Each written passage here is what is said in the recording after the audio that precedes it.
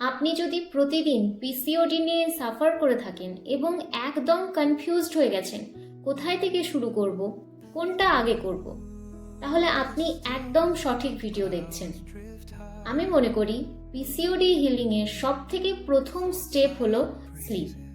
Diet, exercise, supplement এই সব কিছু পরে আসে, কিন্তু সবথেকে আগে আসে স্লিপ। কেন আমি সবথেকে আগে স্লিপকে প্রেফার করি? কারণ পিসিওডি ওমেনরা অলরেডি বডিকে স্ট্রেস মোডে রেখেছে, আর স্লিপ এই স্ট্রেসটাকে রিলিজ করতে সাহায্য করে। যখন আপনি ঘুমান না, স্ট্রেসে থাকেন, তখন আপনার বডি আনসেফ ফিল করে। তার ফলে ধীরে ধীরে কর্টিসল ডিক্রিজ হতে শুরু করে, ফ্যাট স্টোরেজ হতে শুরু করে, ইনসুলিন রেজিস্ট্যান্স লেগে যায়।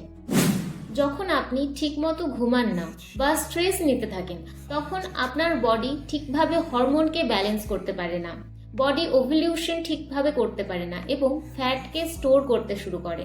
আমার কাছে এসে বেশিরভাগ মেয়েরা একটা কমপ্লেন করে, ম্যাম অনেক হেলদি খাবার খাচ্ছি, কিন্তু তারপরেও পিরিয়ডস ঠিকভাবে আসছেই না। যখন আমি তাদের জিজ্ঞেস করি ঘুমাতে কখন যান, তখন আনসার আসে 1টা, 2টো অথবা কখনো কখনো 3টেও বেজে যায়। আসলে প্রবলেমটা এখানেই।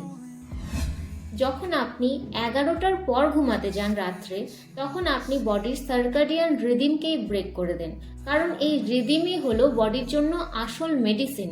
আর তার ফলে টেস্টোস্টেরন বেড়ে যায়, ইনসুলিন স্পাইক করে যায়, কর্টিসল প্রচুর পরিমাণে বেড়ে যায় আমাদের শরীরে।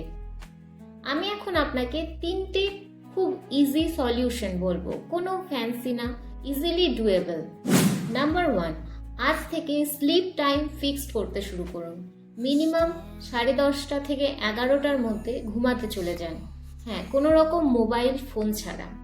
আপনি বলবেন যে আমাদের তো ঘুমই আসে না 12টার আগে। আজ থেকে স্টার্ট করুন। ঘুম না আসলেও বডিকে ট্রেন করতে শুরু করুন যে এটা হলো রেস্ট টাইম। নাম্বার 2, ঘুমাতে যাওয়ার 1 ঘন্টা আগে মোবাইল ফোন বন্ধ করে দিন।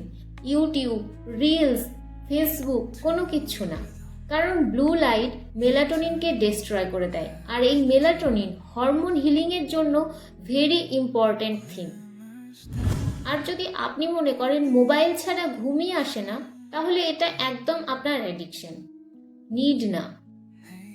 নাম্বার 3, ঘুমাতে যাওয়া এবং ডিনারের মাঝখানে মিনিমাম 2.5 থেকে 3 ঘন্টা গ্যাপ অবশ্যই রাখুন। হেভি খাবার, তার ফলে ডাইজেশন উইক হয়ে যায়, ফলে আমাদের বডি রিপেয়ার মোডেই যেতে পারে না। লাইট ডিনার, লো কার্বোহাইড্রেট, মোর প্রোটিন, ওয়ার্ম ফুড, এটা একটা very good combination for good digestion. কারণ যখন আপনি এই ধরনের হ্যাবিটসকে কন্টিনিউ করতে থাকেন, আপনার পিরিয়ডস ন্যাচারালি ফ্ললেসভাবে আসতে স্টার্ট করে। তবে এখন আমি আপনাকে একটা ওয়ার্নিং দিতে চাই। যদি আপনি স্লিপকে ইগনোর করে ডায়েট আর এক্সারসাইজের দিকে ফোকাস অনেক বেশি করতে থাকেন, তাহলে ইনিশিয়ালি আপনি রেজাল্ট অবশ্যই পাবেন, কিন্তু ধীরে ধীরে এই রেজাল্ট সাস্টেন করা বন্ধ করে দেবে। ফলে আপনার নিজের মধ্যে একটা ফ্রাস্ট্রেশন তৈরি হবে, সেলফ ব্লেম করতে শুরু করবেন, নিজের মধ্যে ডাউট আসতে শুরু করবে। আসলে প্রবলেম আপনার বডিতে নেই, প্রবলেম হলো আপনার রুটিনে। পিসিওডি হিলিং মানে পানিশমেন্ট দেওয়া না আপনার বডিকে। পিসিওডি হিলিং মানে কম্প্যাশন আর ডিসিপ্লিনের মধ্যে আপনার বডিকে নিয়ে আসা।